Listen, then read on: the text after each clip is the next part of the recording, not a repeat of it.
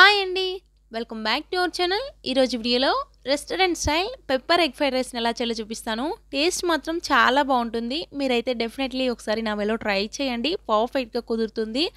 ఈ ఫ్రైడ్ రైస్లో ఎటువంటి కారం కూడా యూస్ చేయలేదండి. ఓన్లీ పెప్పర్తో చేశాను. టేస్ట్ మాత్రం సూపర్గా ఉంటుంది.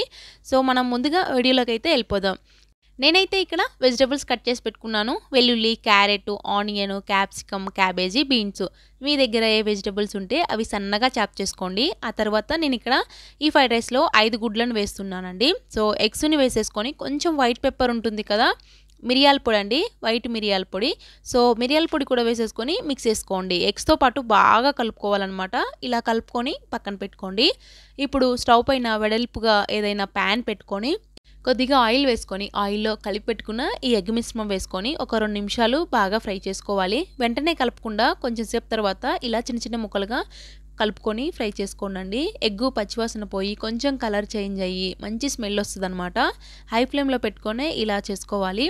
ఇవి ఫ్రై అయిన తర్వాత ఏదైనా ప్లేట్లోకి తీసుకొని పక్కన పెట్టుకోండి.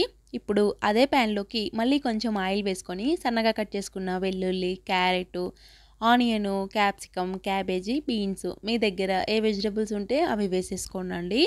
సో ఇలా 1 బై 1 వెజిటబుల్స్ అన్నీ వేసుకొని ఒక 2 నిమిషాల పాటు మంచిగా ఫ్రై చేసుకోవాలి. పచ్చివాసన ఏమీ లేకుండా సగం వరకు మగ్గే విధంగా ఫ్రై చేసుకోండి. సో ఇలా చేసి పిల్లలకు లంచ్ బాక్స్లోకి పెట్టినా కూడా చాలా ఇష్టంగా తినేస్తారనమాట. ఇలా సగం వరకు ఫ్రై అయిన తర్వాత నేను ఇక్కడ నార్మల్ రైస్తో చేస్తున్నానండి ఈ ఎగ్ ఫ్రైడ్ రైసు. మీరు కావాలంటే దీని ప్లేస్లో బాస్మతి రైస్ అయినా కూడా తీసుకోవచ్చు. నేను ముందుగానే రైస్ని పొడి పొడిగా ఉడికించుకున్నాను. సో మీకు ఎంత రైస్ కావాలో అంత రైస్ వేసేసుకొని ఇందులోకి ఇప్పుడు బ్లాక్ పెప్పర్ పొడి అలానే వైట్ పెప్పర్ పొడి 2 ఉంటాయండి బయట సపరేట్గా. సో 2 కూడా రైస్కి సరిపడా వేసేసుకొని ఇప్పుడు టేస్ట్కి సరిపడా సాల్ట్ కూడా వేసేసుకోండి.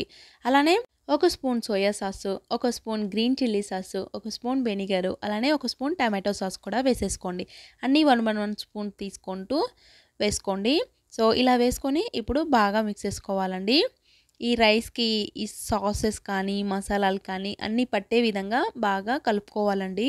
సో ఇలా కలుపుకొని ఇందులో మనం ఇప్పుడు ఫైనల్గా స్క్రంబుల్ చేసి పెట్టుకున్న ఈ ఎగ్ ముక్కలు కూడా వేసేసుకోవాలి. వేసుకొని కొంచెం కొత్తిమీరను కూడా వేసుకొని బాగా మిక్స్ చేసుకోవాలండి. ఫైనల్గా హై ఫ్లేమ్లో పెట్టుకొని ఒక 2-3 నిమిషాల పాటు బాగా కలుపుకోవాలి. మనకు ఇలా హై ఫ్లేమ్లోకి పెట్టి కలిపితేనే ఏంటంటే ఆ స్మోకీ ఫ్లేవర్ అనేది పట్టేసి ఫ్రైడ్ రైస్ అనేది చాలా టేస్టీగా ఉంటుందండి. సో ఈ ఫ్రైడ్ రైస్లో ఎటువంటి కారం కూడా యూస్ చేయలేదన్నమాట. మనకు రెస్టారెంట్లో ఓన్లీ పెప్పర్తో చేస్తే ఇలా ఉంటుంది. టేస్ట్ కూడా చాలా బాగుంటుంది. నేను ఇక్కడ నార్మల్ రైస్తోనే చేశానండి. మీరు కావాలంటే దీని ప్లేస్లో బాస్మతి రైస్ అయినా యూస్ చేయొచ్చండి. టేస్ట్ మాత్రం చాలా బాగుంటుంది. డెఫినెట్గా ఒకసారి ఈ వీడియో ట్రై చేయండి. అలానే మీకు ఎలా కుదిరింది అనేది తప్పకుండా కామెంట్ బాక్స్లో తెలియచేయండి. మరి వీడియో చూస్తున్న వాళ్ళు వీడియోకి ఒక చిన్న లైక్ వేసి మన ఛానల్ని కొత్తగా ఎవరైతే చూస్తున్నారో తప్పకుండా సబ్స్క్రైబ్ చేయండి. ఇటువంటి వీడియోస్ అన్నీ మన ఛానల్లో ఉన్నాయి. అలానే మన ఛానల్ నుంచి వస్తాయి కూడా. మరి మర్చిపోకుండా లైక్ చేసి సబ్స్క్రైబ్ చేసుకోండి. మళ్ళీ మరొక మంచి వీడియోతో అయితే మీ ముందుంటాను. చూస్తూనే ఉండండి మల్లీశ్వరి స్మార్ట్ కిచెన్.